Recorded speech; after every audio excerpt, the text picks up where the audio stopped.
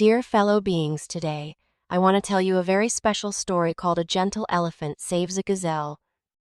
It's about kindness, and it comes from a zoo in Sweden. One morning, the sun was just rising. The animals were waking up. Birds were singing, and everything felt peaceful. At the zoo, a baby gazelle was playing near the water. But suddenly, splash, it slipped and fell into the deep pool. The little gazelle was scared. It kicked and splashed, trying to get out.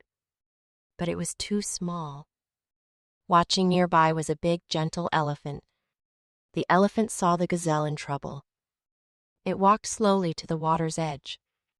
Then, with great care, it stretched out its long trunk and gently scooped the gazelle up.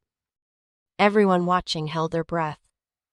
The elephant placed the gazelle safely on dry ground. The gazelle stood up, a little wet but safe. People around the world saw this moment in a video. Many were surprised. Some even cried happy tears. This story reminds us kindness has no size. Whether you are big like an elephant or small like a gazelle, helping others is always beautiful.